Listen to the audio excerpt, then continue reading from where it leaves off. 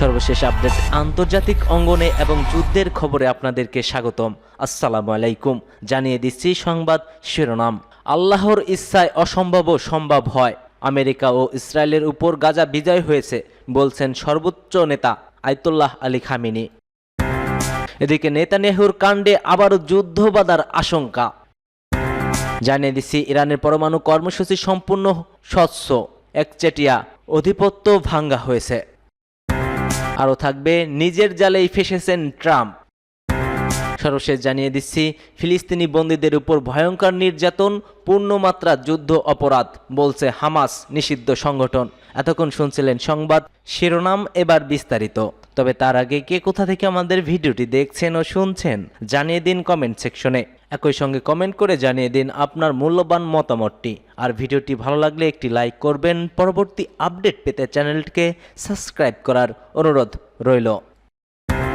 আল্লাহর ইচ্ছায় অসম্ভবও সম্ভব হয়। আমেরিকা ও ইসরায়েলের উপর গাজা বিজয় হয়েছে। সর্বোচ্চ নেতা আয়াতুল্লাহ আলী খামেনি জোর দিয়ে বলেছেন, যদি এই মহা মুজাকে সঠিকভাবে কাজে লাগানো হয় তাহলে মানবজাতির সব সমস্যার সমাধান হবে এবং মানব জীবনে শৃঙ্খলা ফিরে আসবে। তিনি মহানবী সাল্লাল্লাহু আলাইহি ওয়াসাল্লাম এর মুজিজা আমাদের মাঝে বিদ্যমান থাকাকে মানবতা তথা গোটা বিশ্বের জন্য এক বিরাট আশীর্বাদ হিসেবে উল্লেখ করেছেন। কোরআন নিয়ে কাজ করার সময়ও তেলাওয়াত করার সময় পূর্ণ মনোযোগ দিতে হবে। মনে রাখতে হবে সর্বশেষ নবীর মুজিজা আমরা পেয়েছি যা আমাদের সামনে রয়েছে। পবিত্র কোরআনে উল্লেখিত নেতানিয়াহুর কাণ্ডে আবারও যুদ্ধ বাঁধার আশঙ্কা রয়েছে। আবারও হুমকিতে গাজা যুদ্ধবিরতির চুক্তি। সোমবার থেকে হামাসের সঙ্গে চুক্তির দ্বিতীয় ধাপের আলোচনা শুরু হওয়ার কথা থাকলেও হঠাৎই ঘোর পাল্টানোর চেষ্টায় ইসরায়েলের প্রধানমন্ত্রী বেনিয়ামিন নেতানিয়াহু এদিন কাতারে আলোচনার জন্য প্রতিনিধি দল না পাঠানোর সিদ্ধান্ত নিয়েছে তিনি। তবে নেতানিয়াহু এমন সিদ্ধান্তে গাজায় আবারও যুদ্ধ শুরু হওয়ার আশঙ্কা করেছে বিশ্লেষকরা।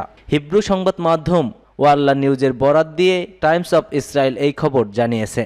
গত 19 জানুয়ারি হামাস ও ইসরায়েলের মধ্যে যুদ্ধবিরতি শুরু হয়। 3 ধাপের এই চুক্তিটির প্রথম ধাপের মেয়াদ 42 দিন। তবে প্রথম ধাপের 16 দিনের মাথায় দ্বিতীয় ধাপ নিয়ে আলোচনা শুরু করতে হবে বলে চুক্তিতে উল্লেখ আছে।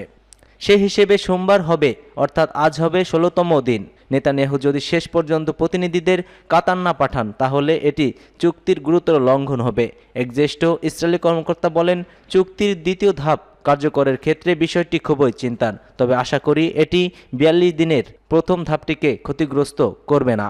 নেতানিয়াহুর দ্বিতীয় ধাপের আলোচনার জন্য প্রতিনিধিদের যেতে না দিয়ে আবারও যুদ্ধ শুরু চক্রান্ত করছে বলে জানিয়েছে সংবাদ মাধ্যম টাইমস অফ ইসরায়েল। দ্বিতীয় ধাপ কার্যকর হলে হামাস গাজা থেকে সব জীবিত জিম্মিকে মুক্তি দেবে। ইসরায়েল অসংখ্য ফিলিস্তিনি বন্দীকে তাদের কারাগার থেকে মুক্তি দেবে এবং দখলদার ইসরায়েলের সব সেনাকে গাজা থেকে প্রত্যাহার করে নেবে বলে জানিয়েছে।